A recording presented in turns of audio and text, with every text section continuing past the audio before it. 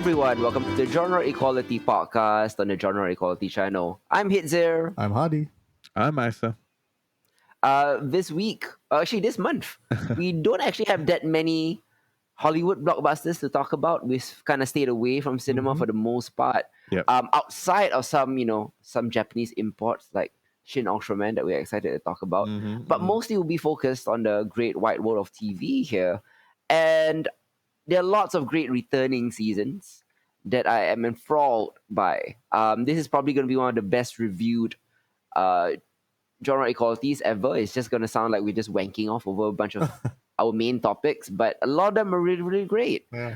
We have the returning What We Do in the Shadows on FX or on Disney Plus if you watch in Singapore. Harley Quinn is back for season 3 over on HBO or HBO Max if you're in the US. Primal is back for season 2 on Adult Swim. I'm eager to talk about Marcel the Shell with the Shoes On, the movie released by A24, out on VOD right now. That one is by far my favorite of the things that we're talking about this month. But Nice. I mean, lots of good stuff as well, like Shin Ultraman. Isa is back with Anime Corner, Yeah. talking about a bunch of great returning anime and a lot of good new ones as well. Plus, right at the end, me and Hardy gonna be doing a little retrospective of the cult classic space opera Babylon 5, Yeah. trying to kind of rekindle our the era in the 90s when we first got into sci-fi. And I think Babylon 5 was one of the key components of what made our fandom so vigorous. Like, it was one of the best shows out there at that time, alongside TNG and Farscape and all of that. But let's begin with What We Do in the Shadows. When we last left the Staten Island mansion of What We Do in the Shadows in season 3, Nandor had just departed for his quote-unquote Eat, Pray, Love, PREY, tour of self-discovery. Naja left to England in a wooden crate to join the Worldwide Vampiric Council. And Guillermo in Unwitting Toe, surprisingly. Laszlo, for his part, chose to stay behind because the dead body of Colin Robinson was reborn into a new childlike form, which he had to take care of. Oh no. Cut to a year later in season 4, and all this amazing, wide potential growth and momentum is instantly, immediately, and hilariously undercut because all Nandor got from his tour was a friendship with a nice family from Wisconsin who wrote the reels with him. Yeah. Naja found herself bored with council committees, and so she bailed.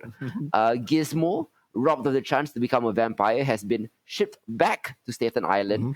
And they all come back to a decrepit mansion with Laszlo playing daddy and eventual music manager to the Colin Robinson baby, which he calls Boy. Desperate to ensure that Boy doesn't end up as boring as his previous self. Oh no. So within 5 minutes of season 4, they're back at square one, stuck with each other as they keep trying to eke out some meaning for themselves in their eternal vampiric life. I think What We Do in the Shadows over the past 4 seasons has carried its considerable charm on the back of its deadpan jokes, a vibrant cast, and a deceptively fresh take on the vampiric horror comedy. And in season 4, I find that the dynamic between Nandor and Guillermo is almost reversed from their first few episodes because Nandor lets himself be vulnerable, especially now that he's on a search for a new wife to share his life with.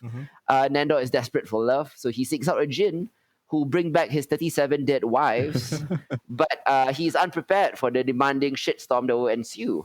And to compensate, he hilariously misuses his very many wishes for the 54 most wishes. trivial things. 54 wishes for the most trivial things.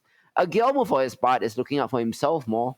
At one point, Guillermo gets roped into a familiar fight at a secret supernatural bazaar where he beats up Nandor. He gets a boyfriend who Nandor clones. That was so weird. He begins embezzling money from his vampire masters. That's our boss.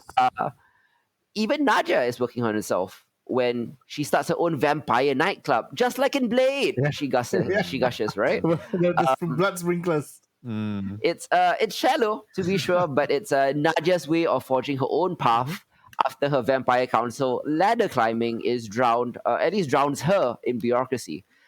Hilariously, the opening night of Naja's Club hits some snacks when her A-lister headliner, vampire rapper Richie Suck, LOL, has some second thoughts due to his manipulative manager.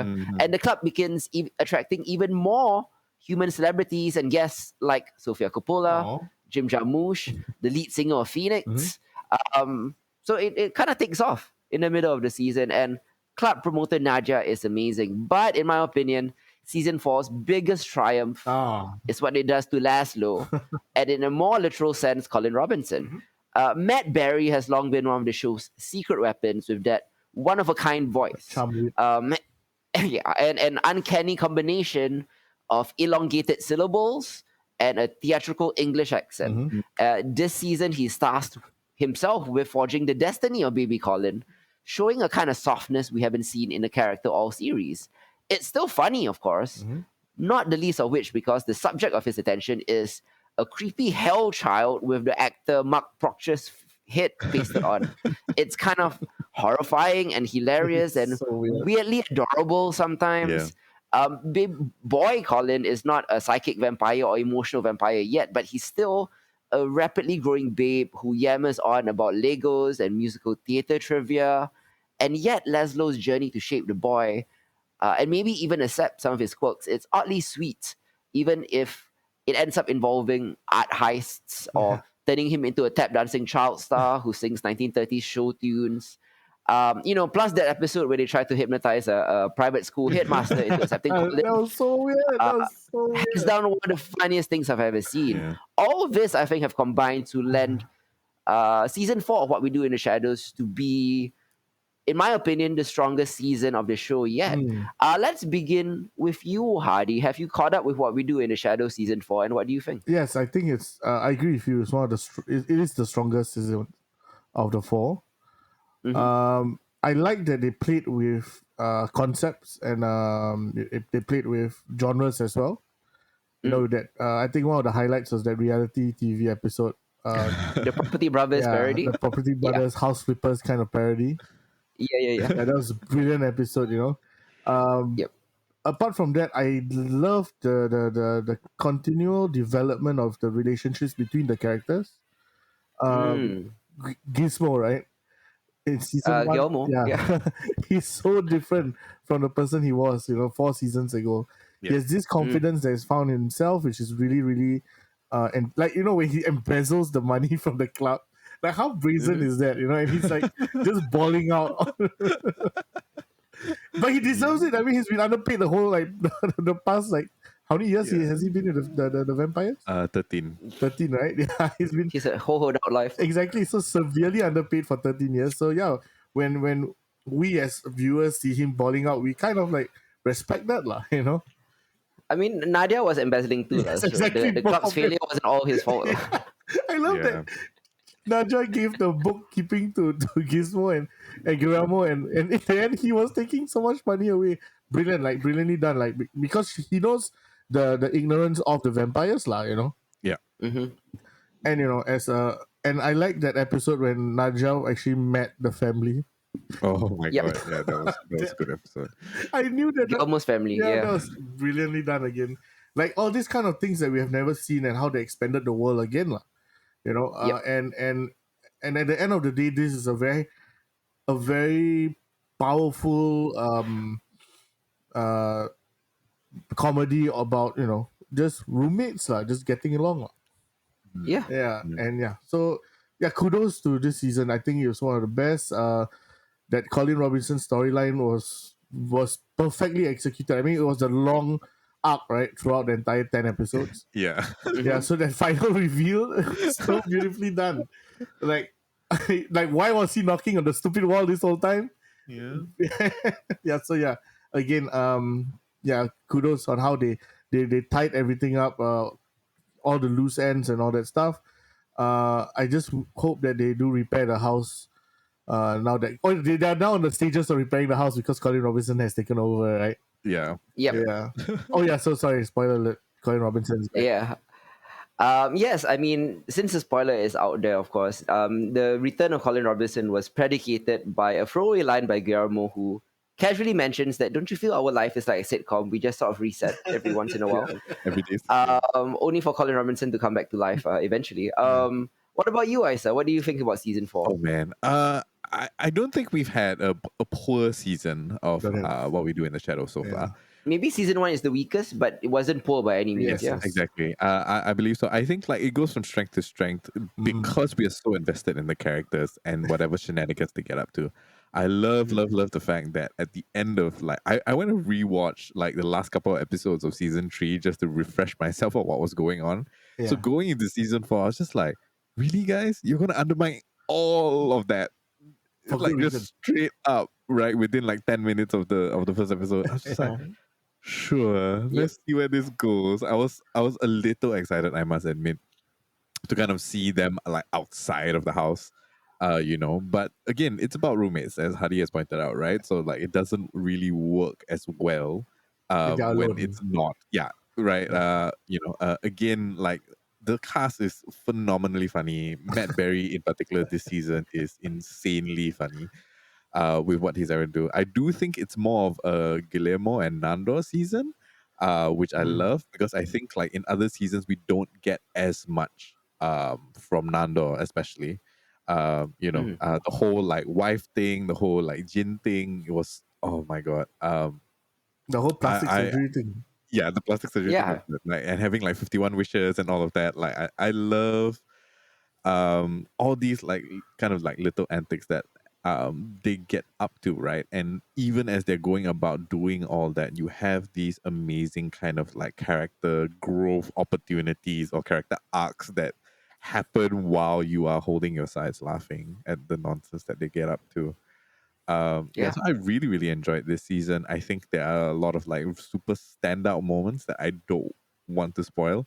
Uh, Mm-hmm. Outside of Colin Robinson coming back, who Colin Robinson still like I don't know if he's my favorite character, but he's certainly the most important character Yeah. in terms of like what he brings to the table and just balancing out the rest of these vampires and their shenanigans. Mm-hmm. Hadi, Yeah. any final thoughts and then give your ratings on season 4? I think this is a solid 9 out of 10 for me for this season. Okay, wow. All right. What about you, Isa? Any closing thoughts and your final ratings? I think if you've been following what we do in the shadows for 3 seasons already, season 4 is not going to disappoint you. It Yep. offers more of the same and a lot more at that. I don't know how much longer they can possibly drag out the format.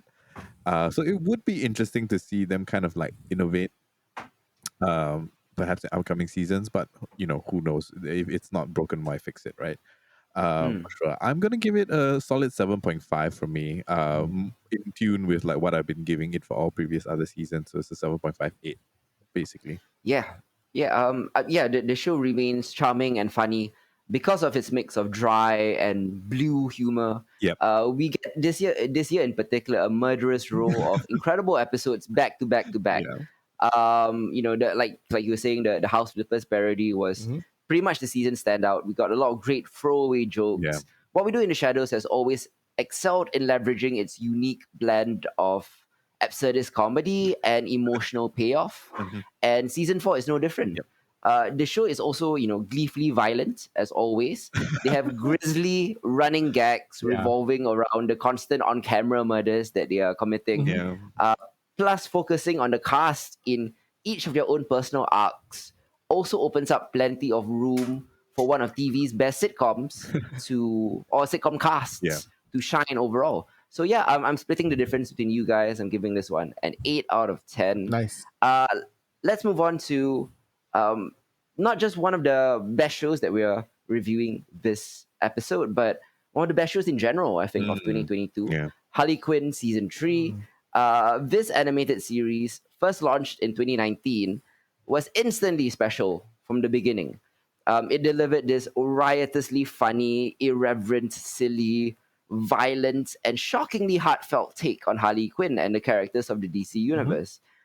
Now in season 3, the show continues to mirror the delightfully chaotic energy of its title character, sort of gleefully and hilariously skewering every self-serious corner of the DC universe with wild abandon, while also sneaking in some of the best character development available in any form of superhero TV.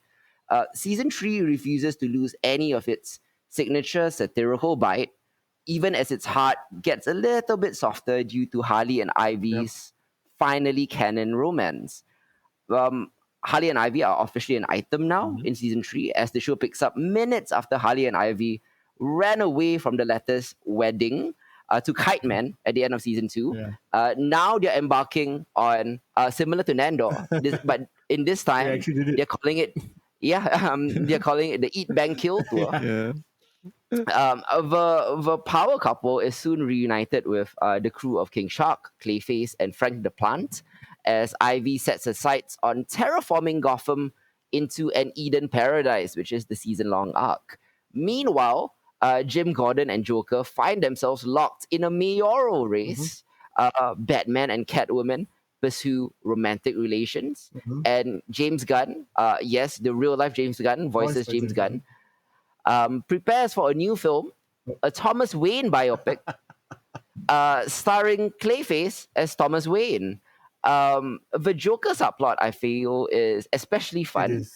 Now that he's a stepdad and realizes that American public schools and the healthcare system are shambles, he is running his mayoral campaign on socialist reforms, genuinely wanting to overhaul the education and healthcare systems in Gotham. Yep. His followers, the Sane Clown Posse, are this kind of boyish and obvious parody of the Bernie Sanders bro. It's kind of a riot. But the big crux of season 3 is obviously Harley and Ivy's new relationship. Saying you're in love is easy, but being in love while also trying to honor your own personal passions and responsibilities is tough. And that's essentially the theme of season 3, because Harley tries to support Ivy's exploration of her supervillain ambitions, even as Harley herself starts questioning her own identity. Is she a villain? Is she a hero? Is she an anti-hero? This has been a fundamental part of the series since the beginning, as the Harley we met in season 1 was struggling to define herself outside of her relationship with the Joker, and the sensitivity and nuance which the writers bring to her journey is a huge factor in the show's success. Which is to say that even if the show didn't include some of today's most hilarious and inspired meta commentary on pop culture, not to mention some gloriously dumb and silly gags, it would still be compelling on an emotional level. But the fact that we get the meta commentary, the silly gags, and the compelling emotional narratives is pure chef's kiss. The show's writers have built an incredible niche for themselves by making fun of their parent company's real life failures. You know? For instance, there's a running bit about adding a CGI mustache to a character in the Thomas Wayne biopic, kind of, sort of referencing the Henry Cavill controversy. It also features a very cool Inception style episode where Harley goes into Bruce Wayne's head, discovers his trauma, finds out that he's Batman, and decides to help Bruce work past his survivor's guilt. That the Inception parody also manages to be a Frasier parody, as well as maybe the funniest / most emotional interpretation of the Thomas and Martha Wayne death scene ever depicted on screen, is itself a minor miracle. And the best part is Harley actually respects the doctor-patient confidentiality enough to keep Bruce's secret. The show is insane. It's blood-soaked, it's so fucking funny, and it's sneakily so fucking deep. This is one of the highlights that I have this month, probably the best thing on TV that I've seen this month. What do you think, Hardy? What do you think about season 3 of Harley Quinn? I think the success of the sophomore season. I mean, I think the sophomore season, again, just like what we do in the shadows, this show grows from strength to strength. Season 3 was, I think, the best season out of the 3. It went deep into a lot of the... Like, Batman was just supposed to be a parody character in this series. He became quite instrumental in the entire season. You know? Yeah, and for the first time, we actually see Batman actively dealing with his grief in a way that we've never seen superhero shows tackle before. Because I guess they're afraid of maturity in characters. But I mean, this Bruce Wayne matures a lot here. Exactly. You know, I mean, that whole therapy session. Before the Harley Quinn Inception thing. He had the therapy section with the musical DJ guy. Yep. That was beautifully done. Like, I mean, even though it was like sing song and stuff like that, right? It was supposed to be this silly thing, but they were really delving into the feelings of these characters and their insecurities and all that lah. Yeah, why is Batman Batman, like, in a very plain, albeit musical way, but it's still the deepest we've ever gone into Yeah, that part of his life. Yeah. and again, this is among all this glittering, blood-soaked, crazy parody that's going on. This chaos that's going on. Obviously, the center of the show, Ivy and Harley Quinn, again, is amazing. Their relationship, how they grow throughout all the episodes, right? It's unashamed and it's not willing to compromise. It's uncompromising lah, in the sense that you have real conflict between the two, especially by the end of the season itself. And I think the context of the conflict may be unrelatable, but the idea of the conflict, yeah. of two different people trying to Correct. parallel their lives, is real relational conflicts that Yes. we can all see Correct. we've all experienced before. Which I feel is so beautifully done. I mean, you take away all the gore and all the crazy chaos, right? You have a very solid story on a relationship between two people. The ups and downs, about how they interact with their friends, how they solve certain relationship issues and all that. And what happens when your goals don't align? Yeah, and you feel that heartache for them, by the end of the season also. So it's beautifully done. And it's beautifully disguised as well, behind this mask of this chaos and this parody and all, the psychosis of this show lah. Yeah. So again, growth from strength to strength. I really had fun. It was all the episodes were fun. The Joker episode, for me was a standout. The mayoral episode, yeah. It didn't start out with mayoral. It just started out with this stepdad trying to get his children into a Spanish class. Yep. And it evolved into that, and it evolved so naturally. And characters like Clayface had a bit more airtime, or characters like King Shark had an interesting episode as well. Yeah. He took over his dad's kingdom finally. He's finally King Shark. He's finally King Shark.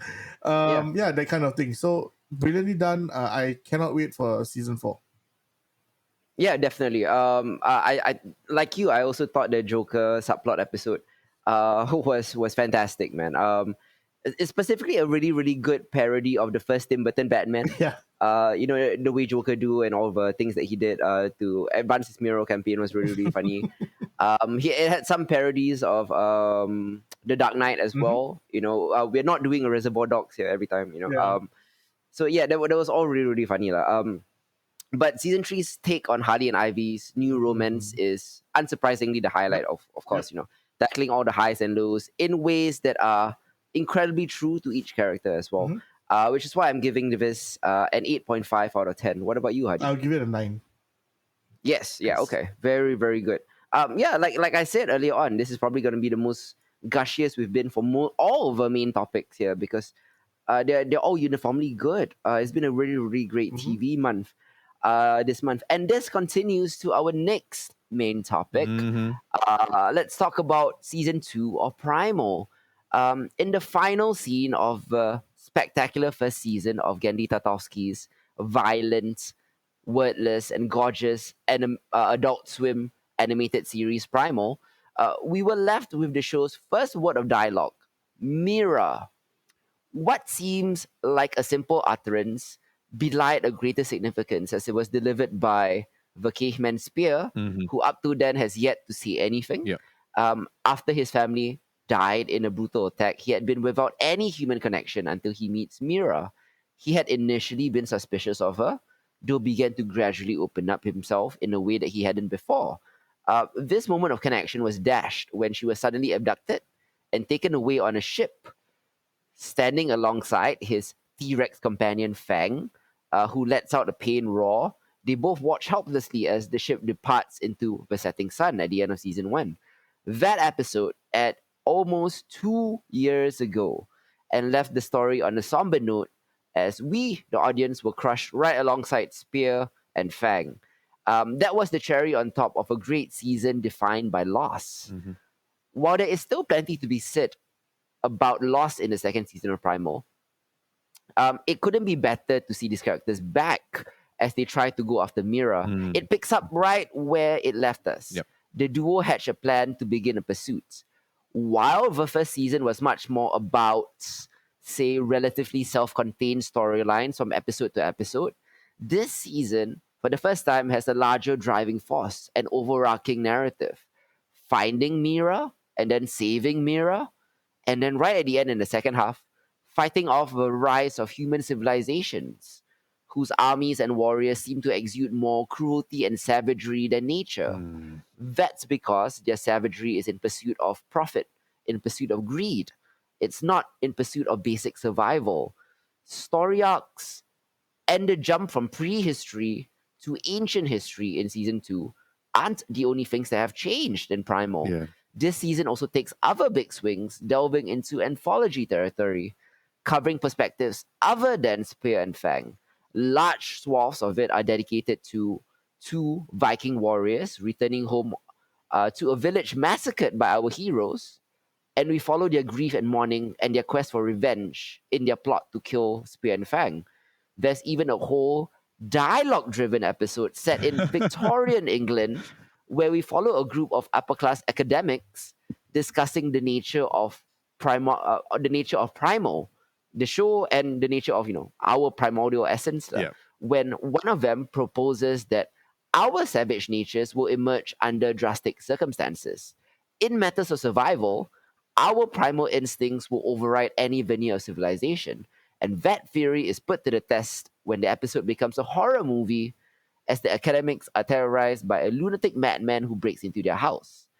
What is unchanged, however, is that Primal remains as well animated as it ever was, bringing to life this alternate universe of macabre, sometimes magical monsters that is meticulously molded into a natural world of history Mm. and brutality and breathtaking beauty.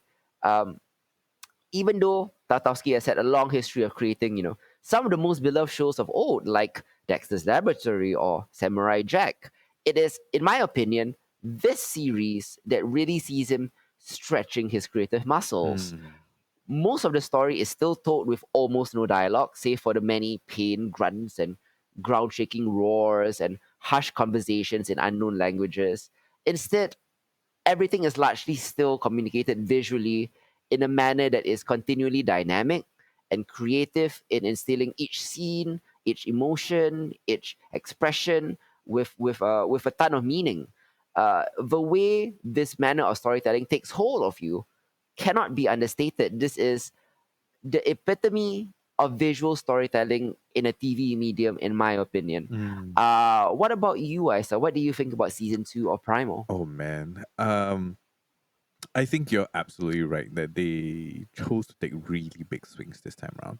Right. Yeah. And for the most part, I think while I was watching I was a little unsure, right? Because they did so well for season one. This whole no dialogue thing, right? And just relying purely on the visuals and the soundtrack to kind of tell the story has done them so well, you know. But I feel like there was only so much more they could have possibly done with that, and I love the fact that they decided to come out swinging like this. The Mm. whole kind of like traversing into ancient history itself got me more excited than I thought I would be, right?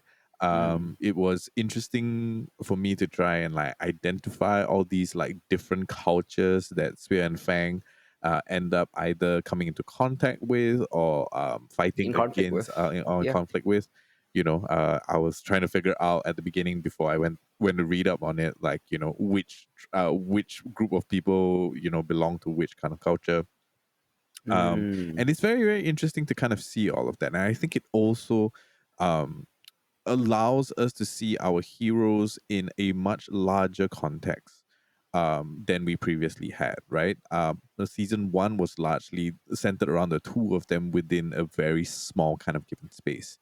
Yep. Bringing them into the world at large, right? Redefines their relationship, this wordless relationship that they have with each other, by giving us the context of the characters around them, and Mhm. that really enhances, I guess, or allows you to see them in a new paradigm, and I really enjoyed that, for sure.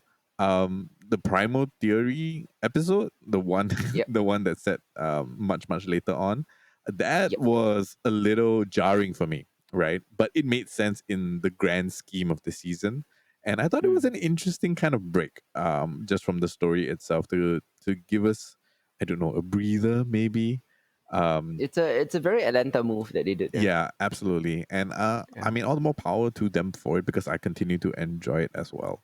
Yep. Um, it's it's interesting to me that despite the fact that we get a lot more dialogue, right? Because Spear and Fang don't use their words, or don't, Mm. well, Fang can't use words at all, but still, Mm. like, so much continues to be told from like these amazing kind of facial expressions, a look, a smile, a pained face, like all these small things that we used to only get with Spear, and to a lesser extent Fang, now Mm. have it's fascinating to see how you can show um, non-verbal communication in an animated medium, right? And it's so well Mhm. done, right? Like, it's a look that you immediately kind of recognize, from an audience point of view, and I think that's like so brilliant. Yeah. For Yeah. sure. Yeah. I think there are a lot of uh, uh, detours into genres that we haven't seen in Primal before. Yeah. Like, for example, the construction of the raft in the beginning to Mm. follow Mira's kidnappers across the ocean lends the series its first moments of comedy. Yeah. And then things get instantly darker and more dangerous when they set Yeah. sail. Interestingly, the human and dino duo do get separated in the first quarter of the season during their voyage, Hmm. and they go on separate paths for an episode, Yeah. which is the first for the show as well. This is where I think Primal remains at its most interesting. Like, there is plenty of bloody violence and wanton destruction that Hmm. the duo take part in, that will satisfy people who come just for that. Yeah. However, when the dust settles, you realize that these are just two very broken sentient creatures struggling to survive. Yes. Each of their near-death experiences, as exciting as it is to watch, takes a heavy toll on them, Hmm. and it's a toll that we don't really watch in season one. Yes.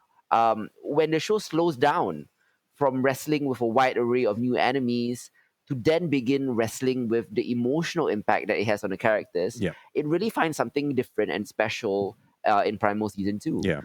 The lives of both Fang and Spear are defined by all consuming terror because every new place that they arrive at could bring about a painful death.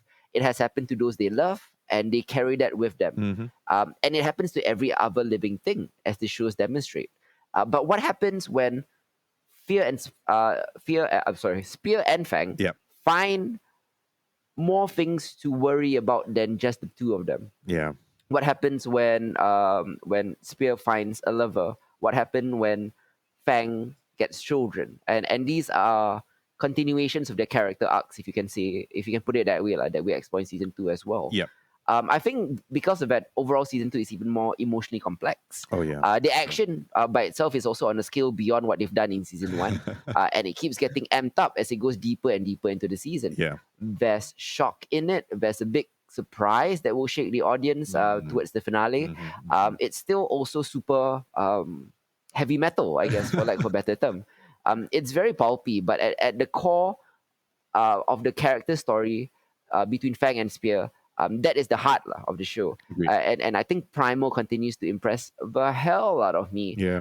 including the fact that it doesn't seem that they will slow down in taking big swings going into season 3, Mm. seeing as the developments of the finale will irreversibly alter what the show is about. Exactly. Yeah. Yeah. What about you, Isa? Like, closing thoughts and your rating? Oh man.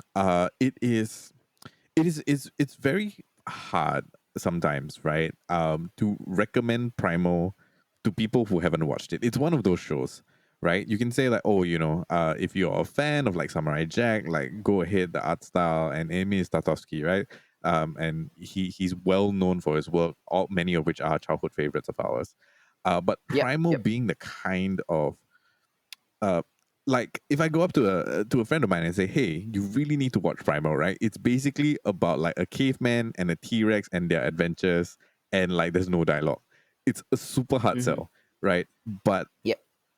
it's so hard to recommend, but at the same time, like it's one of the best pieces of animation that we've gotten in recent history, right? Just Mm-hmm. the sheer amount of attention to detail and care in displaying visual communication through the animation is like next level stuff. And I really hope if you guys haven't already caught Primal season 1 or season 2, please give it a shot. I mean, the gore and violence may not be everybody's thing, but there is something that is so subtly and nuanced and brilliant about this series. And I think you're right. This is definitely Tarkovsky's best work for sure. I'm gonna give Primal season 2 a 9 out of 10. Yes, I'm giving this a 9 out of 10 as well. Do note the wording when I said Harley Quinn was my favorite show this month, Mhm. but Primal is objectively the best show this month. Yeah. So yeah, this is a little bit of cheating. Like they're like tied for number 1 for Yeah, me. man. But whatever, it's a 9 out of 10 for me as well. I'm gonna move on to a very, very quick hits where I will cover some movies and TV shows that my co-hosts have not been able to watch, just because their job doesn't involve them watching TV and movies all the time. The first thing I want to talk about is not on TV. Finally, let's delve into the realm of film. This one I'm going to be talking about Marcel the Shell with the shoes on. Mhm. Marcel the Shell with shoes on is such an adorable, delicate little gem of a film from A24. The movie follows a 1-inch tall shell, voiced by Jenny Slate, who ekes out a colorful existence with his grandmother Connie, also a shell. They were once a part of a sprawling community of shells, anthropomorphic shells, but they now live alone as the sole survivors after a mysterious tragedy wipes out the rest of their family. Mm. Then, when a documentary filmmaker discovers the shells, Marcel and Connie, amongst the clutter of his Airbnb, he starts posting short films that he makes of Marcel online. Mhm. And these short films of Marcel brings millions of passionate fans, as well as unprecedented dangers when their fame rises. So this filmmaker named Dean helps Marcel go on a mission to try and find his long lost family. That's essentially the plot of the film. Interestingly, Marcel the Shell actually began in 2010 as a series of cute little short films posted on YouTube, roughly around 3 minutes long. And this movie makes those earlier short films a part of the story, with the real life writer, director, creator of Marcel, Dean Fleischer Kemp, playing the role of Dean, the documentary filmmaker who discovers Marcel in his Airbnb. So, with his newfound internet popularity, Marcel's sad story gets out to fans who can become both a hindrance and a help. But the meta nature of the story also allows for Marcel to explore celebrity, the surprise success of the internet's love for this tiny little show, Mhm. and it makes these past short films on YouTube a part of the larger Marcel narrative. Um, but even though Marcel the Shell with the shoes on does give its title show more of a purpose and narrative than we've seen in the past, the writers know that audiences won't mind just spending plenty of time with Marcel espousing on what his life is like. Marcel the Shell is a relatively quiet film, and yet Marcel's observations and frequently hilarious and inherently sweet uh, sayings, or Mhm. everything that he says coming from this show, Yeah. it's like Marcel, like for example, Marcel revealing that he sleeps at night on 2 slices of bread that he calls his bread room, things like that. It's just very LOL and very non sequitur and hilarious. And considering that Marcel has mostly existed in 3-minute bursts on the internet for over a decade, it's impressive how well this extended version of this character works without overstaying its welcome Yep. and without this idea ever growing old. Transforming a 3-minute short into a 90-minute film is very difficult, but this does it very, very well.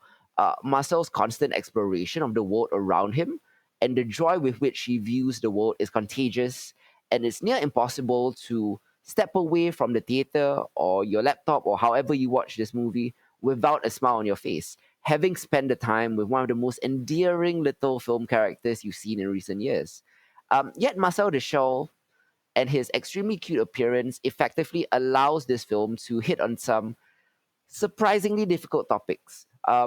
Beyond making Marcel's internet popularity a part of the actual narrative here, Marcel also explores heartbreak at the end of a relationship through the director, Dean Fleischer Kemp. The writer-director, Dean and Jenny Slate, who voices Marcel, were actually married for several years.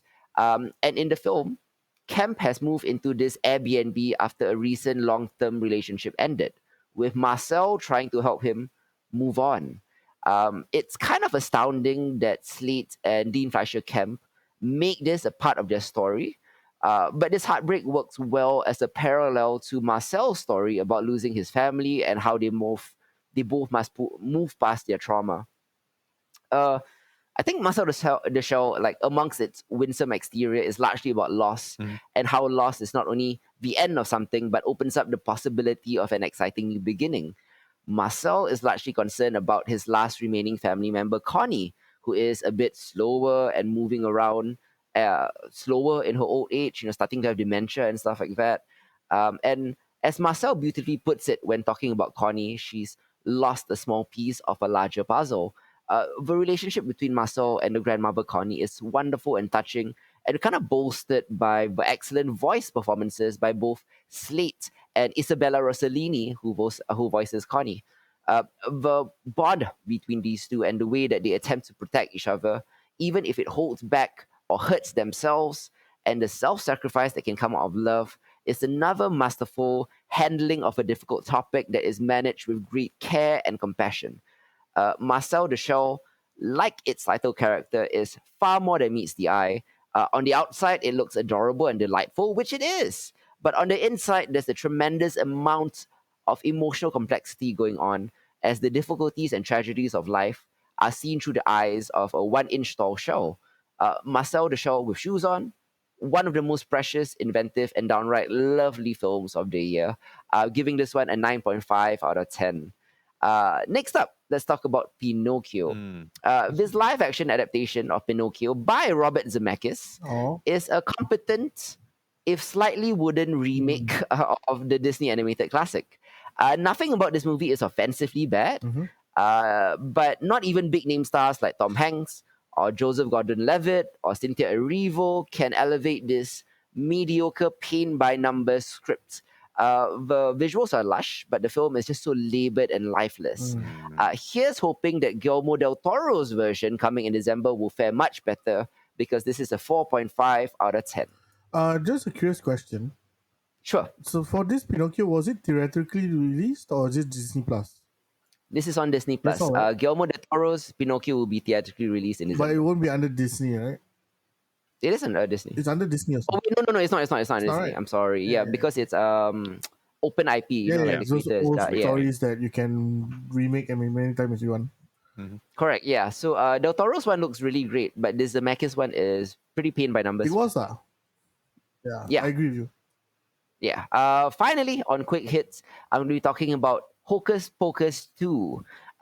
Nearly 30 years ago, three long-dead witches attempted to achieve eternal life and beauty by way of sucking the souls of Salem's children in the 1993 Halloween classic Hocus Pocus. It was starring Bette Midler, Kathy Najimy, and Sarah Jessica Parker as the witch siblings Winifred, Mary, and Sarah Sanderson. So Hocus Pocus kind of became this spooky season must-watch for everyone who grew up with it and fell in love with the sisters and their fish out of the water antics and the adventures of the three children who have until sunrise to stop them.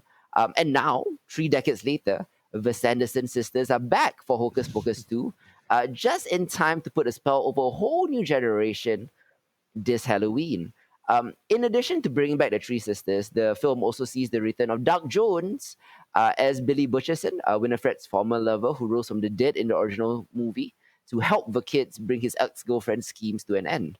So the story of Hocus Pocus 2 follows two teenagers who light the mysterious black flame candle and inadvertently brings back the Sanderson sisters. The movie explores the three witches' backstory as well, which we didn't get in the first film. I'm happy to report that Hocus Pocus 2 successfully summons the magic of Wow. nostalgia with a fresh new magical tale filled with the same spectacular fun as the original. Mm. The sequel delivers unexpected meaning and a truly delightful new cast. It's exactly what you want from a legacy sequel, keeping the silly charm of the fan favorite original while evolving it to fit a new audience nearly 30 years later, which is why I'm giving this a 7.5 out of 10. Nice. So yeah, I mean, Hocus Pocus 2 is good, Interesting. but if you have to watch something from this month's quick hits, make it Marcel the Shell with Shoes On, Yep. which of course is a 9.5 out of 10. It took all I could to stop myself from giving it a 10, Yeah. but I mean, it comes pretty darn close. Next up, though, let's talk about a new anime on Netflix. Hardy will be handling this one. It is Yeah. called Cyberpunk Edgerunners, which is a spin-off of the beleaguered Cyberpunk 2077 video game. Beleaguered is right. Yes. Beleaguered, What do you but I think think of- it's improved leaps and bounds since then, lah.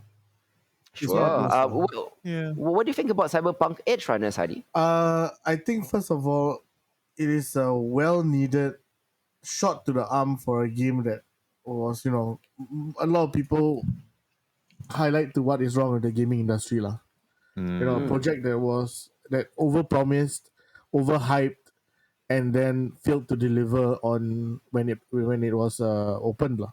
Yeah. Yep. For years now, I mean, since its release, obviously the developers have been developing the game and making the game better, but it could never get back to. A lot of people were just turned off by it's like season 8 of Game of Thrones, Yeah. yeah. So when this came out, it had the advantage of, first of all, it's been a while since Cyberpunk came out, the game itself, Mm. and when you watch this with fresh eyes, it suddenly reignited your love for, I mean, the hype again, like, why actually we all bought into the hype of the game itself. And it largely delivers on the mythology, on the action, on the possibilities that were promised to you, but in this show, lah. Mm. Yep. It follows a tight crew of Edgerunners, basically mercenaries, lah. Who do like contracts and stuff like that.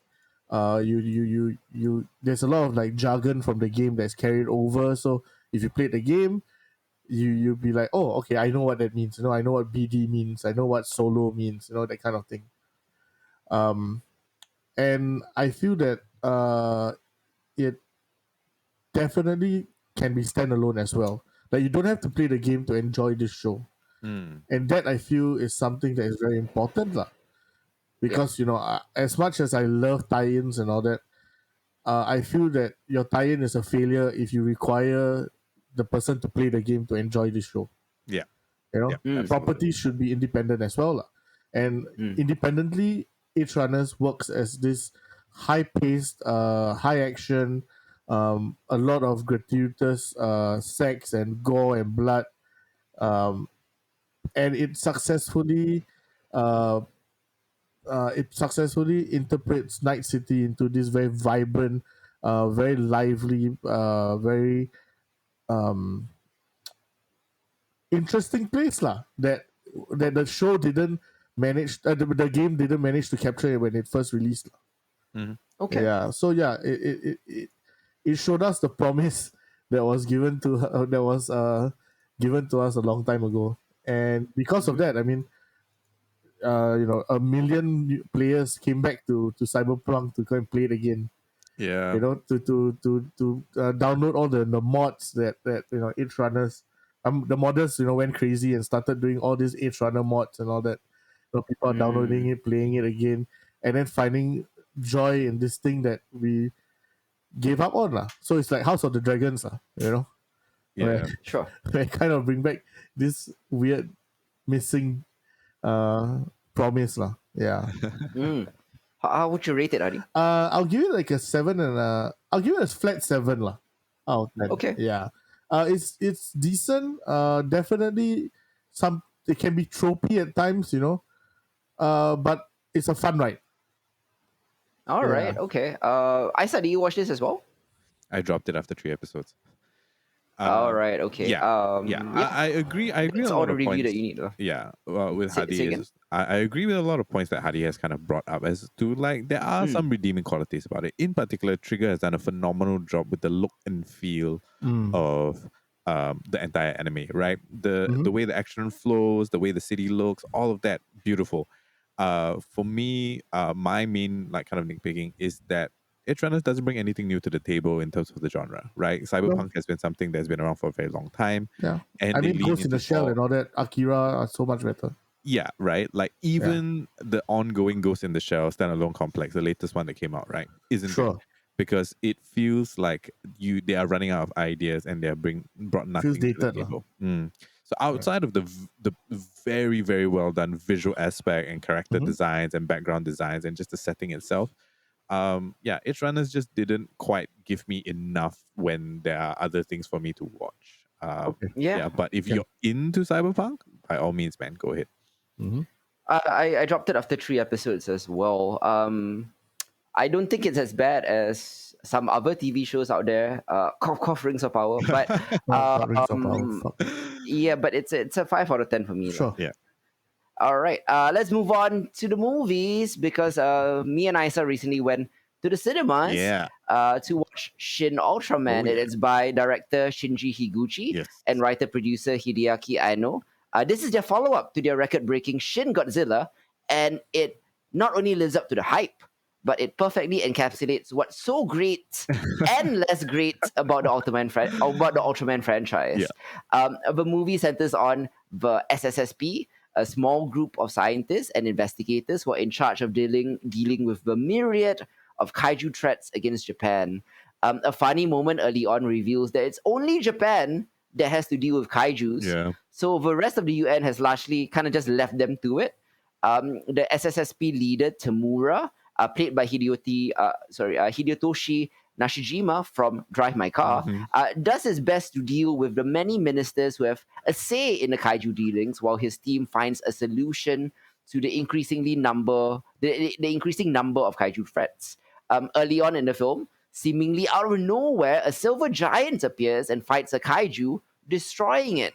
So the SSSP designates this new being as Ultraman. So that's essentially the plot and premise of Ultraman. Yeah. Ultraman teaming up with the SSSP to deal with a myriad of kaiju/alien threats. Yeah.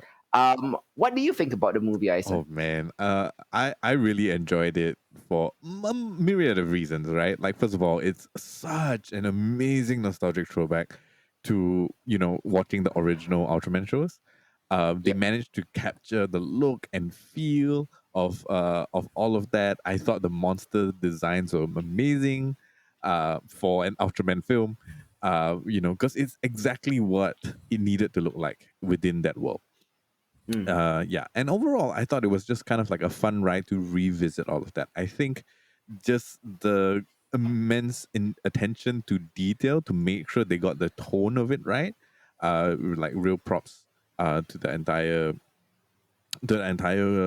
creative team for making sure. The stilted acting as well that the actors try to Yeah, replicate. it is insane, Yeah. right? Especially when you get like top class actors like Hideyoshi Nishijima to come on board and play this like stoic, stone faced, kind of character is Like hilariously. reading off the teleprompter kind of acting. Yeah, I don't know how difficult it must be to be an actor of that caliber and have to do something like that, right? And for Yep. you to realize that it's intentional, right? To have a lot of like A-listers, as far as Japanese cinema goes, come in to do that for Shin Ultraman is so funny and so good at the same time. Yeah. Overall, yeah, it's a fun ride. Like I don't really have any kind of like major complaints because it leans into the silliness of it. It leans into, what all the good kind of like pulpy stuff that we used to get back in, I'm guessing like late 80s, right? Early 90s, with the Ultraman franchise, it did feel pacing wise, it was a little strange. I think was it you Hits or was it Chris that mentioned like I think it was you. You mentioned like you felt like you watched the entire season of Ultraman in one sitting. Mm-hmm. Yeah, so some parts were a little strange in terms of the pacing, but at the same time, like it wasn't something that was too like noticeable. Like they bring you from one kind of like plot line to the next plot line smoothly enough so that there's no whiplash from it necessarily. Mm. Yeah, outside of that, maybe I think my only kind of complaint, if I were to nitpick, as it goes along, is that Shin Godzilla had such a strong message, right? Mm. About the horrors of red tape and bureaucracy, which is the true Mm. danger when it comes to like calamitous situations like the invasion of Godzilla, for example. Mm. Whereas Shin Ultraman, and I remember very clearly as a kid watching Ultraman, there was a very somewhat heavy-handed message about like, taking care of the planet, a whole like green eco thing going on because his chest like would beep whenever he stays too long because of pollution, etc., etc. That felt noticeably missing, I think, in Shin Ultraman, and maybe it's because I'm comparing it directly to how strong the messaging was in Shin Godzilla. And I'm curious if that is something they considered but decided that it wasn't necessary. That's the only Mm. real thing I can pick on. Yeah, yeah. I mean, like you said, Shin Ultraman very much honors the property's roots, Mm. with Higuchi kind of giving the special effects a cheesy, retro cool feel that's knowingly antiquated, intentionally antiquated. This strategy lends the film a playfulness that's a mixture of campy and wholesome, without devolving into the kind of modern, cynical, snarky mocking that we expect from Western superhero properties, for example. Yeah. The juxtaposition of the contemporary time period, not to mention the committed Oh performances yeah. and the out of date effects, gives Shin Ultraman a charming timelessness. The movie also, like you said, feels very episodic, Mm. intentionally mirroring the 1960s TV show. At nearly 2 hours, the action splits between various alien threats, each more perilous than the last. Yeah. They all build on each other, and we do learn that they all have a connection. But again, the movie isn't about really the villains or the fights. Mm. It's about how the SSSP members deal with these threats. This is a movie that fully understands the appeal of the Ultraman show, right down to making this movie episodic. Yeah. It understands the appeal of the old school kaiju genre, and it fully leans into the cheesiness of it. So yeah, I'm giving this one a 7 out of 10. What about you, Isaac? Yeah, it's a 7 out of 10 for me as well. Definitely. Okay. Now we'll be moving on to Isa's anime corner. Oh yeah. What you have for us this month, Isa? All right. So it's an interesting trend, generally speaking, because we've gotten a lot of great anime in the seasons that you don't expect them with, right? Spring and winter have been stacked over the last couple of years, right? With all the kind of great stuff we've talked about, Odd Taxi and To Your Eternity, Wonder Egg Priority to no end already. Summer 2002, summer 2022. Oh God, Mm. has been largely dominated by um, sequels, right, or returning anime largely. So I'm gonna go over very quickly some of the ones that we've mentioned before and have come back and are kind of like decent and worth noting. Classroom of the Elite season 2 is back after a good 5-year break.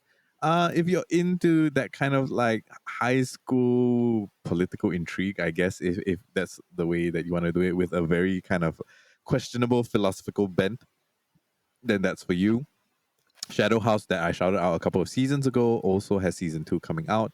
The Devil is a Part Timer coming back after literally a decade of not being about. Super popular back in the day is back as well, as is JoJo Bizarre's Adventure Stone Ocean, which is Part 6. The second Yep. half of it is now available for viewing, where you follow Kujo Jolene, which has been a breath of fresh air to follow a female protagonist in JoJo's Bizarre Adventure. Mm. Danmachi, otherwise known as is otherwise known, full name Is It Wrong to Pick Up Girls in a Dungeon, comes back for Mm. season 4, which to me is actually the best season that they've had so far. Not everyone's cup of tea, I know, but still exceptional season. Overlord is back as well with season 4. More of the same stuff, expanding on the world building, more evil scheming to be done from our overpowered protagonist. But the anime that I want to talk about is Made in Abyss. It has been 10 years. Made in Abyss season 1 came out in 2012, and they are finally back with season 2. This new season, uh, titled Made in Abyss, The Golden City of the Scorching Sun, continues the story of uh, Riku and Reg as they continue their journey down into the abyss itself. Now, the first season came out before we started recording. I think about 2 years before we started genre equality and all of that. So I've never actually had a chance to recommend Made in Abyss. So I'm going to take the opportunity now to say so. Made in Abyss season 2 is hands down the best anime this season. And I'm not usually in the habit of picking sequels or ongoing series as the best anime, but Made in Abyss season 2 takes everything that was great about season 1 and ups it several notches, right? For those of you who are unfamiliar, Made in Abyss is about Riku, a girl who grows up in the town of Off, that is a town that is situated right next to a giant abyss. And one of the main sources of income is you have these cave raiders who go into the abyss to mine for resources and to do their hunting. The entire town is kind of like dependent upon that for its economy. Riku's mother is one of the most well-known cave raiders who disappeared a long time ago, and Riku has basically grown up in an orphanage. As she comes of age, well, not really comes of age, but as she gets older, Riku starts venturing out into the upper levels of the abyss itself, whereby she discovers this strange humanoid automaton called Reg, right? And what follows is Riku's and Reg's adventure deeper into the abyss itself in search of the mystery surrounding her mother's disappearance. The cutesy animation belies a strange and expansive and beautiful world building that is at once bizarre and disturbing. That is the best I can do without giving too much away. Every level of the abyss that they go to is an entirely different world, and Cinema Citrus, so there's the studio that produced Made in Abyss, takes its time with the design for every level that you go down for. Season 1 covers basically like 5 levels, and in season 2 we go on to level 6 and even deeper from there. There are portions of this that are emotionally poignant and will haunt you after watching it. This Made in Abyss is at the level of some of the most emotional anime that we've recommended before, right? Whether you want to talk about Your Lie in April, whether you want to talk about like maybe not, around the level of Your Lie in April, or like March Comes in Like a Lion, like every emotional tangent is followed through and rewarding in all the ways that you want it to be. I'm not gonna spoil anything for this current season because, as a kind of fresh recommendation on genre equality, please, please, please, please, please watch Made in Abyss. Because this anime corner is coming in very late in the season as well. I'm going to give Made in Abyss season 2 in 8.5 out of 10. And Wow, easily the okay. best thing that's happening this summer season. Okay. We're gonna move on to the new stuff that we're getting this season. First up, I'm going to talk about. Oh no. First off, we're going to talk about the Yakuza's Guide to Babysitting. Now, Okay. we've recommended Way of House Husband, right? And we've also recommended Spy X Family. And I'm going to say that the Yakuza's Guide to Babysitting is an interesting kind of marry between the two. Essentially, you get a full animation, not the nonsense PowerPoint stuff that we got with Way of the House Husband. Story about Toru Kirishima, who is commonly known as the Demon of Sakuragi, which is one of the Yakuza gangs, right? A man who is not afraid to deal violence when it is necessary. This has led him, unfortunately, to get into trouble with his boss after jeopardizing a peace treaty, who punishes him by assigning him the task of taking care of his 7-year-old daughter, Yega Sakuragi, right? What goes on from there is an amazing kind of family story as these two vastly different characters come to terms with relating to each other and helping each other along their own emotional journeys. Uh, on the one hand, it has all of the cuteness of your Spy X family, with all of the shenanigans that you would get from Way of the House Husband, as far as like your Yakuza kind of tropes go.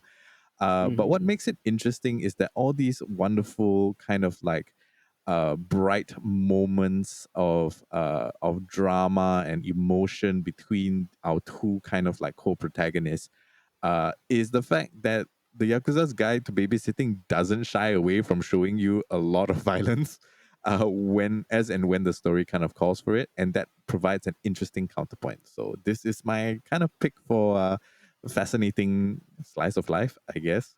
Um, Okay. Pick for this particular season. I'm going to Mm. move on to Lycoris Recoil. So, have you ever wanted to watch an anime that basically takes John Wick, but it's an high school anime girl?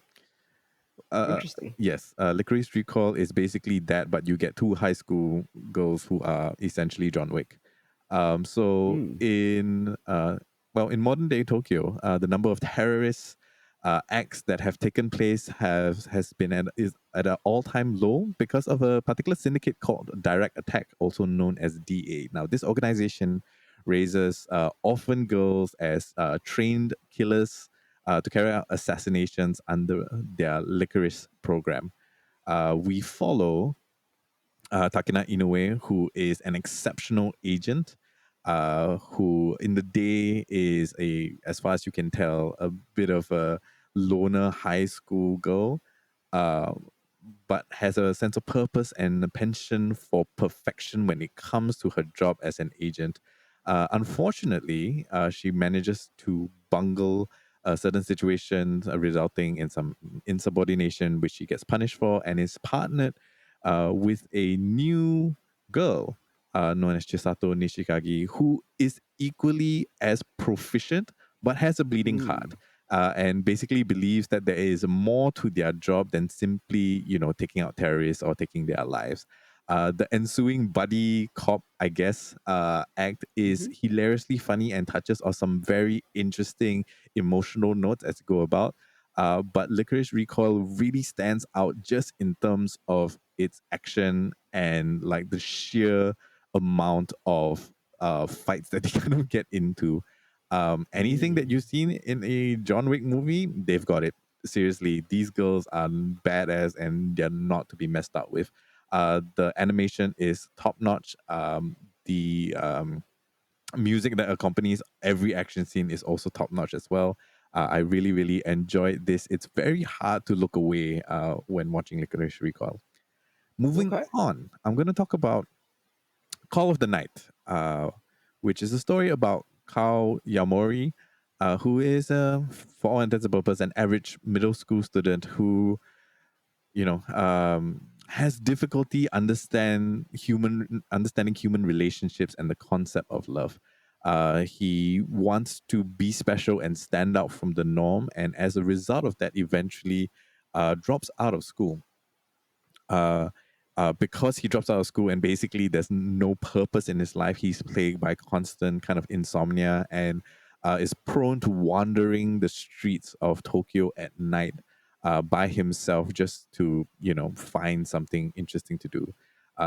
One night he Mm. encounters a bizarre girl named Nazuna Nanakusa, who believes that people stay awake during the night because they are dissatisfied with how they spent their day. Much in the same reason we doom scroll, right? Okay.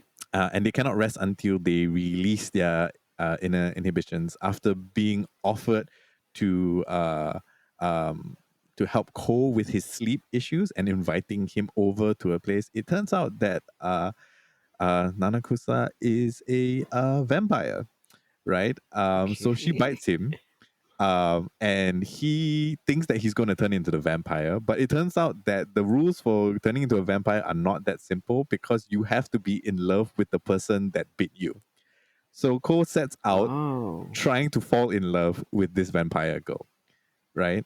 Uh, Call of the Night is a vibe, right? The animation style, the empty Tokyo city streets, the twilight colors that constantly fill the screen is so gorgeous and so beautiful, and really kind of like highlights, what an urban kind of center feels like in the dead of night. The two characters are very cute in terms of their interaction with each other in this very strange, newfound middle school love kind of way, like young love kind of way. But it being contextualized within like this whole like vampire setting is extremely fun. The action is great. The jokes are great as well. This is a very vibey anime. Is the best I could put it, and probably the vibiest of the bunch this season. And it's beautiful to watch and extremely fun as we go along. Okay. Next up, I'm going to talk about my compulsory, as with any season, isekai pick, which this is one of maybe 8 that came out this season, and Wow. probably the only one that's kind of worth recommending. And it's called Parallel World Pharmacy, whereby a 31-year-old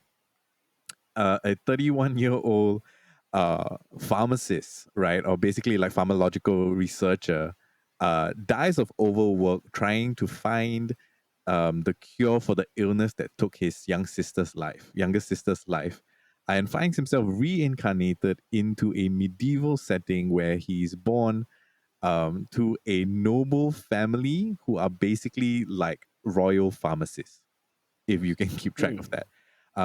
Okay. He also turns out now has the ability to wield magic, or in this particular case, called the divine arts. This magic, as he discovers, allows the once 31-year-old and now like 10 or 12-year-old to recreate any chemical compound that he can envision. So basically, you have like a PhD level of like chemistry guy coming into a medieval world with the power to create medicine from nothing. Uh, his entire Hmm. goal is then to revolutionize the entire medical care system within this world itself by setting up a pharmacy. It is very cute. It is extremely educational, and it is probably the best isekai this season itself. If you're interested to see how that would possibly match up with such a strange kind of uncommon isekai protagonist, please check out Parallel World Pharmacy. The last one I want to talk Hmm. about from this season that I think is worth of note is Uncle from Another World, currently streaming on Netflix itself. And I guess this is a reverse isekai or post Okay. isekai, I guess. Um, Takafumi's uncle, who is only known as Oji-san within the anime itself, has a near fatal encounter with Truck-kun and is comatose for 17 years. He wakes up after 17 years, and it falls to Takafumi to kind of care for his uncle because he's the only living relative that's left. Uh, Okay. what is later revealed is that Oji-san has not just been in a coma, but has his spiritual self has been transported into another world whereby he has basically been a hero, and defending this other world from monsters and dragons and demon lords, etc., etc. And all of this is told to him by magic powers that Oji-san has retained in the current world. Takafumi, who is a poor broke student, eventually houses his uncle, and in order to pay the bills, they basically start a YouTube channel by abusing his uncle's magical powers to kind of like Oh, make okay. ends meet. This is a super tongue-in-cheek satirical look at the isekai genre, and just like the whole geekdom that surrounds those types of anime. It's super funny and really really tongue-in-cheek. The gags are hilariously funny, and it's very different and very kind of like strange to see something like this really kind of lean into the satire of it. I think it's probably the best thing that we've gotten from isekai satire in recent time.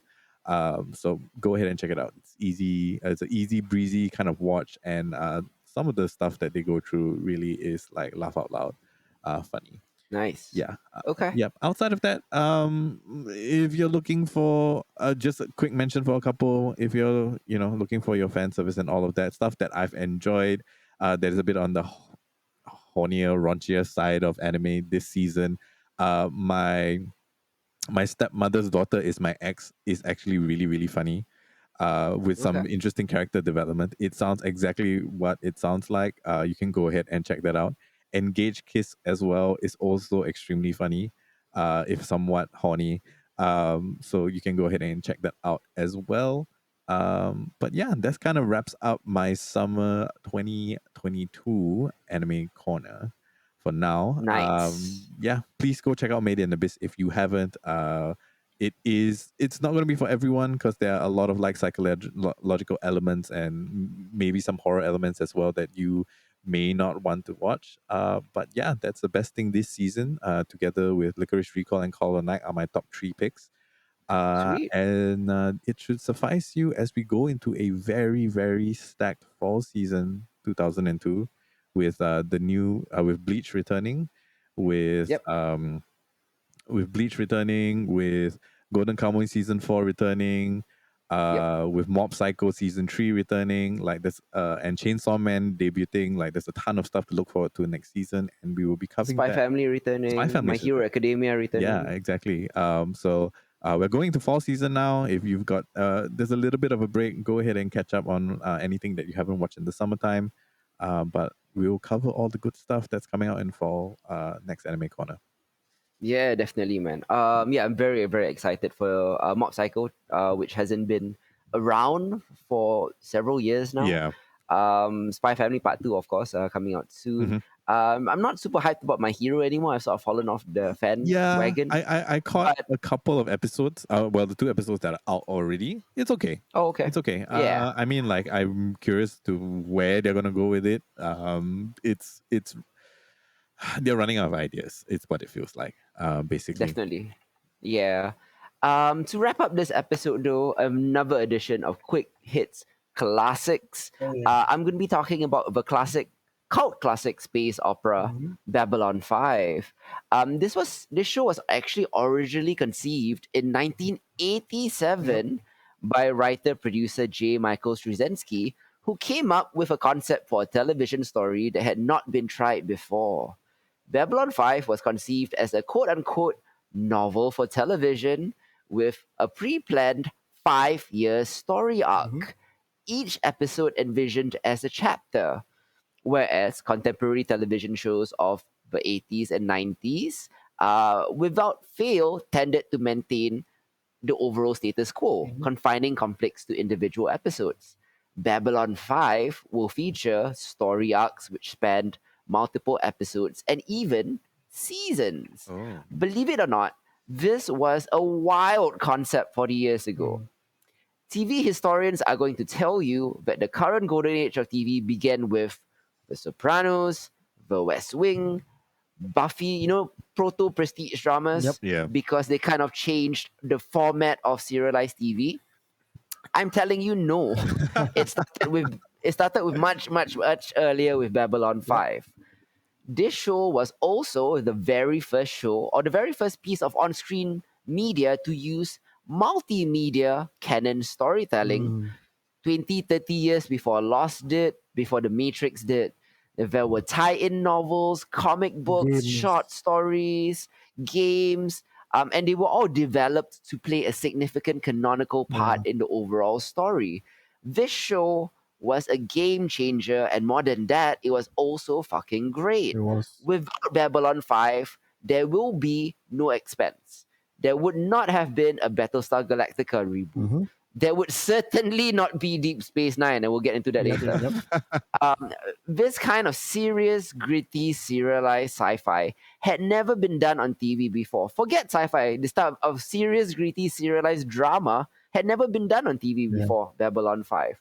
Unfortunately, Babylon 5 never got the credit it deserved because many considered it, surprisingly, a ripoff of Star Trek Deep Space Which is Nine, so dumb. a show that it had a heated rivalry with Yeah. because they aired at the same time. In fact, it was the opposite because JMS has the receipts. Yep.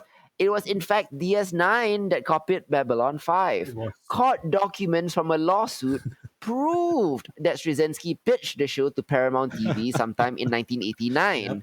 He gave the network the series Bible, the pilot script, the artwork, and lengthy character background histories. They had discontent for a full year before declining.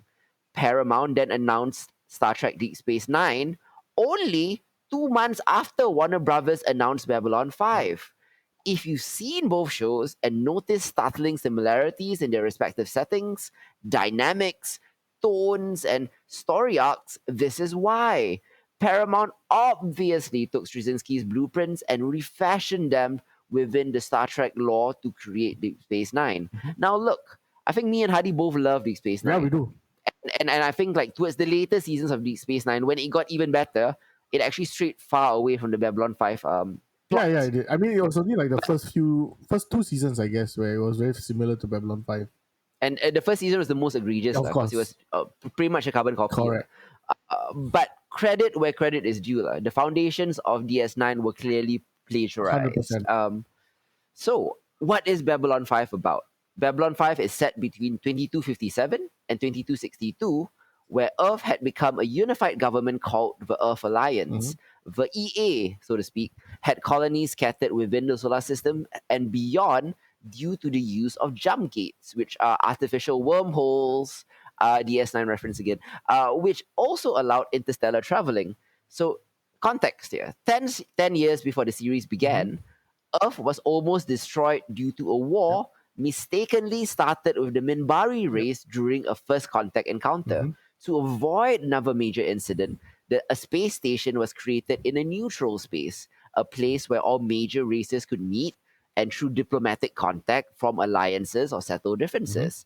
Thus began the Babylon Project. The station in the series is huge. It's 5 miles long and accommodates approximately 250,000 residents. 250,000 people live there. Parts of the station provide various atmospheres and gravities for alien species, which is, I think, is very interesting. Like most of the sci-fi shows we encounter don't do that. Along with humans, Babylon 5 is occupied by other races such as the Minbari, the Centauri, Narn, Vorlon, and other species from the League of Non-Aligned Worlds. So from the very beginning, we are told that there is an ancient alien race that means to destroy the galaxy and that the other races need to align to stop them. However, during this time, we will see internal struggles, which is the most interesting part of the show, internal struggles of the various races, including our own, to come together and they must put all that shit aside and stand against another race called the Shadows, which is the ancient race. Major plot lines included Babylon 5's embroilment in this millennial cyclical conflict between these alien space races. But more interestingly, there were inter-race wars and intra-race wars amongst the newer races. We deal with the aftermaths, we deal with civil wars, and we deal with the resulting upheaval of all these things.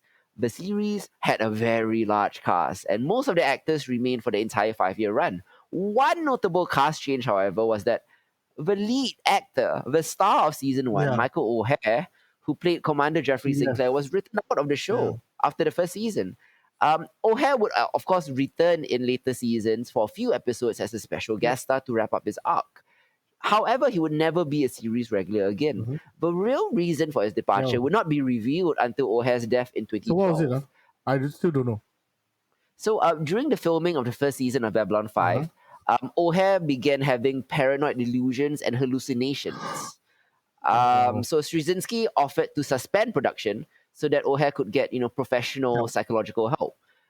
O'Hare, however, declined because he feels that an interruption would put everyone that worked on the show at risk because any delays would eat up their budget and trigger a cancellation. So O'Hare decided that he would just finish the first season, And then leave to seek treatment, and whenever you need me back to wrap the arc, I'm free for like a week or two or something. Wow. So he that was the reason for the lead actor to change between season 1 and season 2. So that was interesting here. Yeah. So I've laid out kind of the bare bones plot, the context, the story of Babylon 5, its 90s origins, its 80s conception as one of the first serialized stories. I noticed how JMS described the show was exactly how David Simon described The Wire 30 years later. So Hadi, you watched the show back in the 90s, right? What were your memories and thoughts of Babylon 5? Okay, so I watched the show in the 90s itself and another time in the early 2000s to mid 2000s when I A DVD or some shit. correct, yeah. Yeah. I had like all 5 seasons. Because I just had good memories of the show. It was always that kind of like weekly, like Thursday night television, that kind of thing. Yes. Yeah. So I remember every Thursday night switching it on and then just watching this. Like it was like on it after the news, that kind of thing. Yeah. So and it was compelling in the sense that it had such a vast world. And this was before like video games were, at the stage that it is now, where, and exploring it through the character's eyes and all that was such a great even though it's just one station most of the time. Sure. But the CGI was fantastic, for that time. You had like space battles and all that you only saw on like movies like Star Wars and Star Trek, right? And they had this like kind of epic space battles that you don't see on TV. Yeah, because I think they were I think that time they were dealing with like new technology, that kind of thing. Yes. Yeah. And some of that long form story required you to tune in every week. It was super new for that time. Super new. Yeah. It was the only show of its kind at that time. Yeah. But to me, that was my first time experiencing it. So it was a TV novel, essentially, right? And what struck me was how great this ensemble cast was.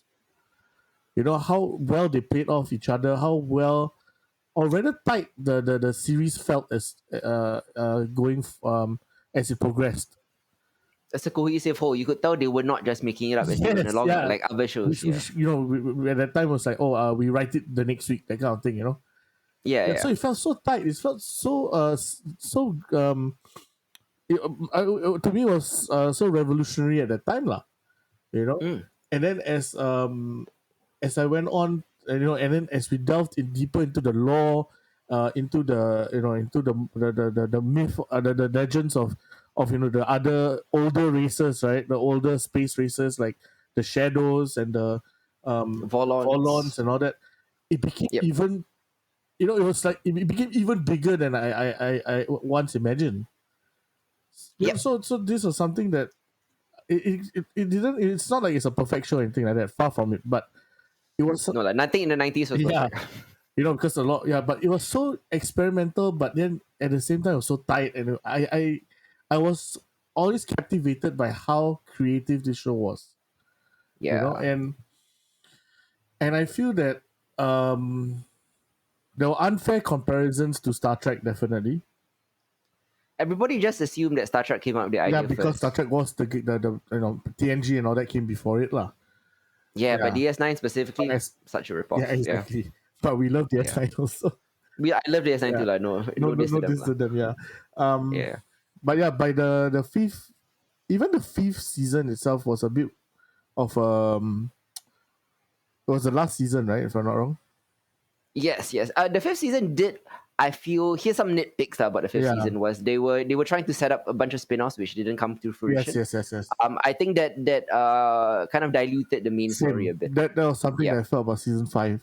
That was it felt a bit weaker just because it felt stretched out. Like you're doing too many things at once, lah.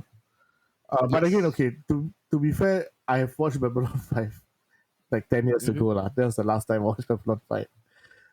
But from what I remember, it was a good time. The characters were intriguing. They had a great recurring cast of characters. It was such a long list, man. Yep. Yeah, sorry. Sorry. Go ahead. Yeah, so at the end of the day, every character they introduced brought new world building, new exploration into this world that was very interesting. And Babylon 5 was one of those shows that inspired a lot of other sci-fi stuff, lah. You know, apart Yeah. from the ripoff of DS9, It clearly inspired DS9, correct, like, correct. if you want to use the word inspire, Inspire, yeah, which is but the expense, BSG, exactly. stuff like that. Yeah. Into the late 2000s, until today, there's still, there are things like Mass Effect, the game, right? Yeah, sure. It's inspired by Babylon's 5 thing, where there's this older race coming in to go and Mm-hmm. to want to destroy the rest of the that Yep. kind of thing, so yeah, so Babylon 5 is I feel is one of those shows that really um really shaped my love for sci-fi. Apart from Star Wars, apart Mm. from Star Trek, Babylon 5 holds a very special place in my heart lah. Yeah, yeah. Specifically, I often use this term to describe it to new people who have not seen Babylon 5. Mm. The show was Game of Thrones before Game of Holy Thrones shit. in terms of its political scope. No, that's a good way of describing it. Babylon 5 was never just content to tell one story. The show often devoted a run of episodes to dealing with one particular subject and then tying a temporary bow around it and then moving on to something else, another political issue, another social issue. Although you always knew that the dangling plot threads from previous seasons or previous episodes would never stay unresolved forever. They will always come back on it. So over the course of a season, you might see mini arcs about Mars's bid for independence from Earth, something that the Expanse took a lot from, the Centauri invading the Nan-Hong world, the all-encompassing war between the Shadows and the Vorlons, before they were revisited the following year in different ways, or even much later. It was Westeros in space before George R. R. Martin had even published his first A Song of Ice and Fire novel. It was a show that rewarded viewers who tuned in for every installment. Babylon 5 was a show purpose-built for the streaming and binge viewing age, trapped in an era of broadcast and cable where people didn't like this sort of thing. Yeah. Furthermore, it was also a more realistic take on Star Trek. We all, myself included, wish our future would be like Star Trek, a utopia. But if a universe like Star Trek does exist, chances are things would play out more like Babylon 5 than the next generation. Amazingly, right, its big existential threat, the Shadows, right, as you mentioned, Hardy, which were the big bad that forces all of the galaxy's races to cease their external and internal conflicts to unite. They were actually soundly defeated, not in season 5, but in the middle of season 3. Remember, the show's 5 seasons were planned ahead of time, so this was always the intent. While lesser shows, cough cough GOT, would have saved this confrontation for the big climax, Babylon 5 chose to spend the remaining 2 seasons dealing with the aftermath of the conflict. Yes, correct. So many other shows end when the big bad is defeated. But what happens after the final battle? What are the costs of the war? What is the aftermath? Babylon 5 is smart enough to know that oftentimes the aftermath can be more fraught than the battle. Exactly. For example, due to the Shadows, the Earth Alliance became xenophobic and fell into totalitarianism. They became fascist and they became the villains of season 4, our humans. What about all the bad blood that existed prior to the War of the Shadows? Would such generational conflicts, cease just because the warring races work together one time? Not likely. Or how about the planets that were decimated by the Shadows? How would their governments or societies recover and change? Exactly. Wouldn't there be periods of strife, of poverty, of economic turmoil during the process of rebuilding? What about the PTSD of the survivors? What about the moral compromises and promises that had to be made to defeat the Shadows? Wouldn't they come to bite you in the ass once the dust settles? Agreed. Babylon 5 deals with all of this and so much more. I mean, sure, its budget was small and its effects looked like PlayStation 1 graphics. And sure, some of the acting was, I'm going to say, not great. Yeah. But the storytelling, the writing was a pure masterclass. World building, man. Specifically that, the show itself also had a bunch of spin-offs. There was a series called Crusade and many, many, many more TV movies, which were all fairly solid. So you can check them out as well after you watch Babylon 5. Yeah, Crusade was Yeah. cool. It was also cancelled after one season, unfortunately. Exactly. But all this extra stuff, Crusade and all the other TV shows and TV movies, it's kind of non-essential, to be honest. Babylon 5 is the main cost, and it was and remains to this day one of the greatest space operas in the history of sci-fi TV. Hadi, any final thoughts about Babylon 5 before we wrap up this episode of genre? I mean, for the people who are a lot younger than us, right? Mhm. If if you love Star Wars, Star Trek, that kind of sci-fi stuff, like I think they love Star Wars, they wouldn't necessarily love Babylon 5, I but mean, yeah, but I think it's something that you should explore. Like sure, see yeah. where all this great sci-fi stuff we have today kind of came from, lah. In terms of TV, Oh yeah. Mm. You see Endor trying so hard to be a Babylon 5 but failing. different lah, different lah.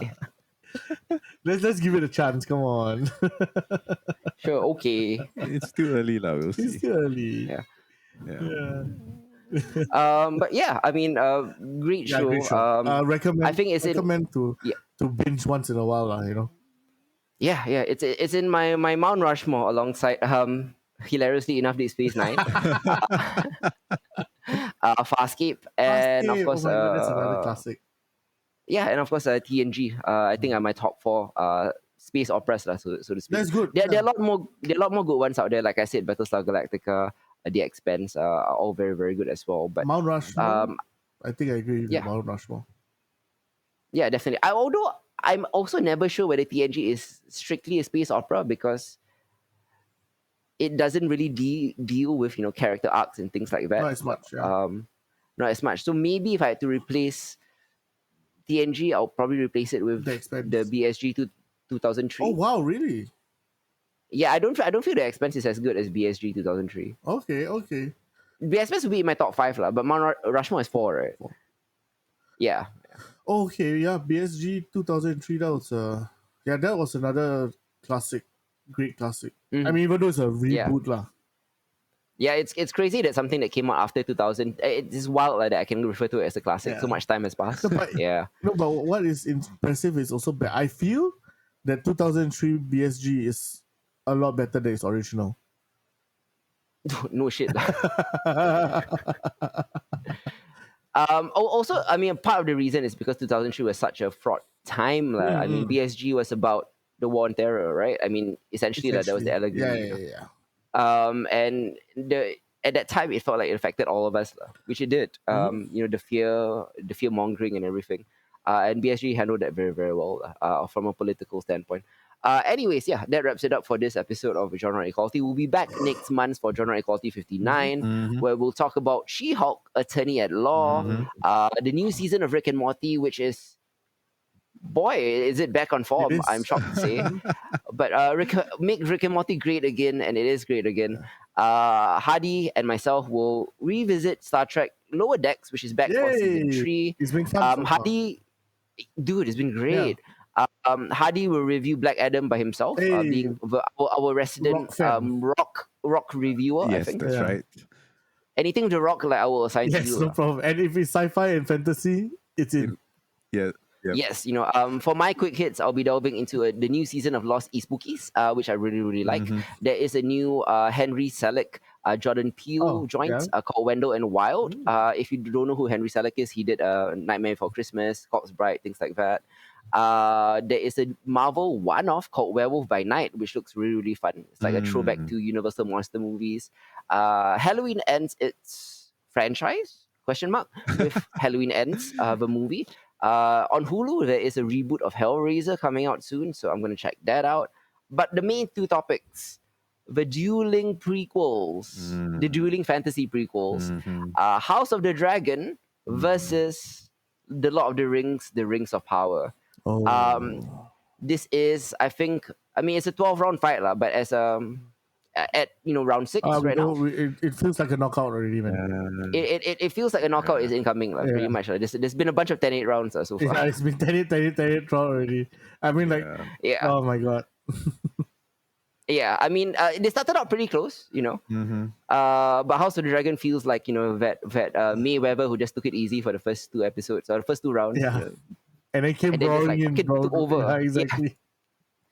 Oh, poor thing. I had such high hopes for Rings of Power. Hopefully it turns around, but I hope so, I don't have high hopes. Yeah. We are I had that reaching- feeling when I watched the Witcher season 1, like the amateurish writing, that kind of vibe. I know. Yeah. Sorry, Isa, you were saying? Sorry, I think you're You reaching were the saying? point of no return in the seasons already. Yeah, Yeah. and House of Rings of Power is not doing well. Dude, I fast forwarded Definitely. so many parts of Ring of Power in the last episode. Mm, Oh, this is so boring.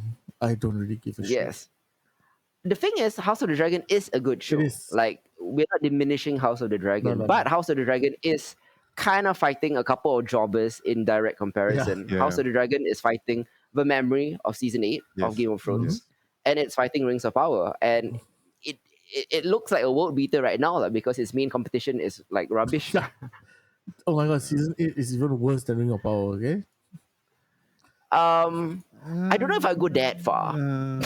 Just saying. Like, I don't know if I go that far, like that GOT season 8 is worse than Rings of Power. Because Rings of Power is genuinely one of the worst things I've seen on TV so far. it's true. And I feel very, very bad for the incredible craftsmen that are working on it. Exactly. Like the VFX artists and the costuming and It everything. looks so expensive. Yeah. And the craftsmen are obviously killing it. And I feel bad for them, like, that the Exactly. writing has failed them. Yeah. Me too, man. We'll get more in depth about that next month. What are you each most excited about to talk about before we leave? Okay, that's pretty interesting. I mean, that's actually not interesting. Like, it's obvious. Yeah. I mean, I'm actually, I know that this. I think that you all don't agree with me, but I actually enjoy She-Hulk. I love She-Hulk. Oh, okay. I enjoy She-Hulk too, man. Oh, thank God. Yes. I mean, like I said, She-Hulk is also fighting like all these other. I mean, I actually think She-Hulk is better than House of the Dragon, and I'm gonna give my argument as to why. Why? Yeah. On the next show or no? On the next show, but like in summary, She-Hulk knows what it is. Yes, and leans And into it. Nathan. Yeah, exactly.